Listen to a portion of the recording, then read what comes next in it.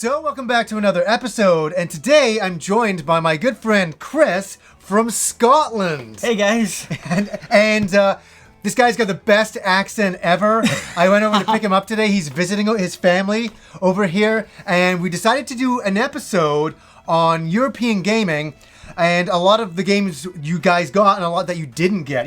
It's mostly about what you didn't get. In Canada and America, we were quite lucky to get nearly everything, but yeah, you guys England, are spoiled, man. We were like, and what we're going to do is talk about 90s gaming, the Super Nintendo, PlayStation 1 era, what it was like for Europe not to get most of these things, and what you had to do in Europe to be able to play these things. It's a hell of a hardship. And Chris, I got to tell you, when I was 21, I went to England and I met a whole bunch of video gamers, and they were so frustrated because they couldn't play all the American games on their machines, and they were such RPG fanatics. They had to get NTSC TVs, they had to get NTSC everything to play these games, and they were like so jealous of me, and I was just like, it's just not a problem for me to play Final Fantasy 3. So what was it like for you? Well, for me it was funny. It was really PlayStation I started importing with, and it was awkward mostly because you needed a different TV to be able to play them. So I could only play them in like my living room TV, so I had to move my PlayStation down and stuff. I couldn't play on a normal TV. And the games were really expensive too, and it was hard to get them, hard to find out about them too. So you pay like, about £20 more, which is quite a lot in the UK, right, for the games. And most games you just wouldn't get at all. Like, I'm a big JRPG fan, so like we barely got any. We got Final Fantasy, and that was about it. And in the Super Nintendo games, it was even harder because you needed to get converters for NTSC too, so it made it even harder for people, right? Yeah, so like we're gonna start here. We picked out a few games just to talk about. There's a whole bunch of other games that did not make it into the we can't talk about everything. There was a lot. How about that? Europe got screwed. Oh yeah. I felt so bad for all these people I was hanging out with back then, and they all did fanzines to try to get the word out on these games and all that, and they were just so frustrated of all the games that they couldn't get. But how do you get to playing like something like Secret of Mana? So we got Secret of Mana. Well, Secret of Mana was actually fine in Europe. I mean, one of my friends had it, and that was like one of the only JRPGs that came out. We got Mystic Quest and we got Terra Enigma, which funny enough you guys didn't get. Yeah. So that was one game I had that you guys did not get. But Secret of Mana was kind of sort of my intro into JRPGs, and one of my friends had it, and it got me loving all this stuff. Yeah. And I kind of looked around, and I read some stuff in magazines like when Chrono Trigger was coming out, and I was waiting on it, and it never happened. And I was so young that I didn't really know about importing games and that kind of thing. So I never played Chrono Trigger until like way down the emulator times, So Secret of Mana was one I did play, which was great. I loved it. It's still one of my favorite games. So you did get Secret of Mana. We did get That's Secret nice. of Mana, right? Yeah, that's great. Yeah, but there's a couple other games here that we didn't get, and it's funny, we didn't actually get Final Fantasy 6. Final Fantasy 3 here, right? It's funny because the first Final Fantasy released in Europe was Final Fantasy 7, right? We got Mystic Quest, but it wasn't branded as Final Fantasy, right? Yeah, so we didn't know about Final Fantasy at all. When I read about Final Fantasy 7, I had figured that like Chrono Trigger was a Final Fantasy game and Secret of Mana was, because I never knew there was anything else, you know, in this series, right? So it was funny. So we never got this, and how this is the one that everybody was pissed off at. Because this was like everybody was so excited about Final Fantasy 3. And for Europe not to get it, that's like crazy. Oh yeah, it was insane. Like, I mean, I was quite young at the time, so I didn't really know about it, but like from what I've heard, people really wanted this game, and it just never happened. I think in Europe, just Squaresoft were just kind of scared it just wouldn't sell well, or RPGs weren't a big thing. But RPGs were a gamble in America as well. But this one was like, really? You didn't get that? That really? I remember going to England and people were so jealous that I had it so easily. I said, I've already gone through, and they're like, what? It's like, you've already finished it. What? And they're like, he hasn't even come out here, and I'm like, oh man, I'm not living in England. That's what I thought. I guess, and it sounds bad, but back then I was like, I was visiting England and I thought, and England's where I was born, but I was like, I don't think I want to live here because the video game scene was sucking Terrible. bad. Yeah. Because it's funny as well. I mentioned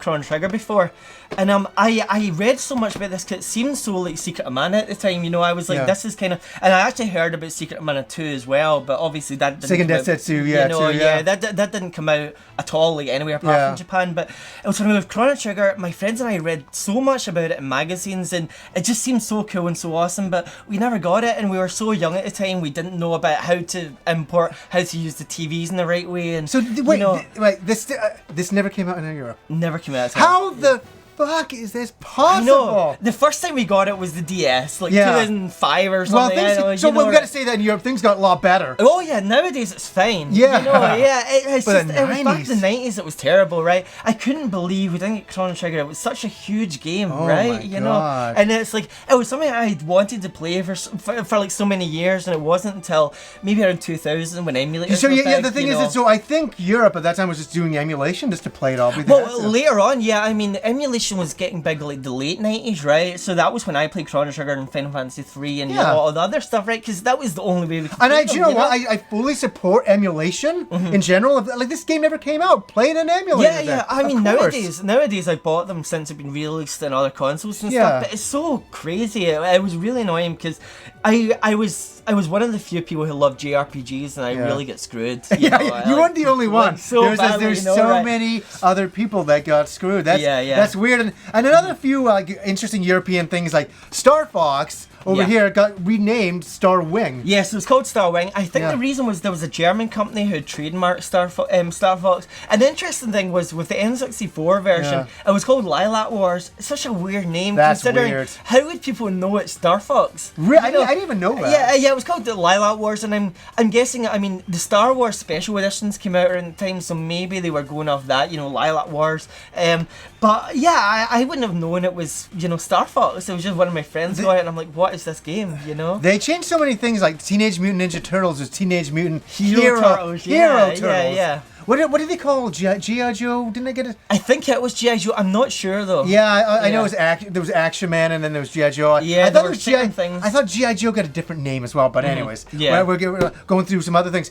Some other big games, and these two never came out as well? These two never came out, but I did buy them at the time. I was old enough to know about this that's why I stuff want to at the hear time, about. right? Which one did you get first? So I got Parasite Eve first. This was one of my first import games. The first I got was Resident Evil 2. Now that did come out, but I got it a couple months earlier because I got an import. This was probably the first import game I got that didn't come out in Europe, and I just saw it in a store that was selling imports, and it just looked really cool. It was a Squaresoft game, and I was like, man, I'm buying this, and it turned out to be awesome. How much was this at the time? At the time it was £50, and most PlayStation games were around 35, so it wasn't that much more expensive, but it was quite it's still up there, for that time. Yeah, for that time it was quite a lot, right? But yeah, I loved it, and it kind of got me into looking at what other Squaresoft games didn't come out, and there were many. Final Fantasy Tactics didn't, you know. Oh my god! Exactly, you know. Jesus Christ! There were quite a few others. I'm trying to think. There were certain things like what was the game?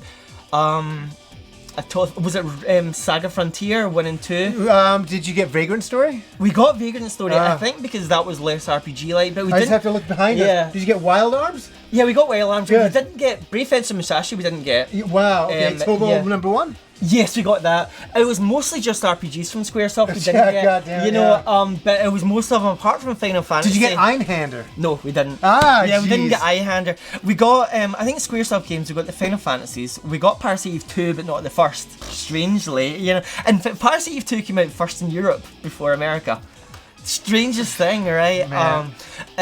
What else did we got? We not get. We got Parasite Eve 2. We got Vagrant Story and the Final Fantasies and the fighting games. That was it. Everything else you can think of, we didn't get. You know? So brutal. So we get to our last game we're just going to mention here. Yeah, when I read about a lot of Squaresoft games, I bought Xenogears, and I bought this in America. I was in America at the time, and I saw this for like $50 or something, and I was like, this looks really cool. Actually, no, I played a demo of it that came with Parasite Eve. That was part of the reason, and I loved the demo. It was great. But this has actually become my favourite game of all time now. Oh, it's a fantastic And it's never ever been released in Europe. Even on PlayStation Network, it's only in America or North America and Japan. Japan. So I would say if you're in Europe, look at the American PlayStation Network, because it's got some great games you won't have. Is that where you sometimes grab? Yeah. I mean, my PSN kid's American to get this stuff, you know, course, right? Yeah. But yeah, this is such an amazing game, and it bothers me so much that Europe never got to play it, right? Did you ever get the Xenosaga games? It's funny. Yeah. Xenosaga. We got Xenosaga 1, 2, and 3. We got Xenosaga 2.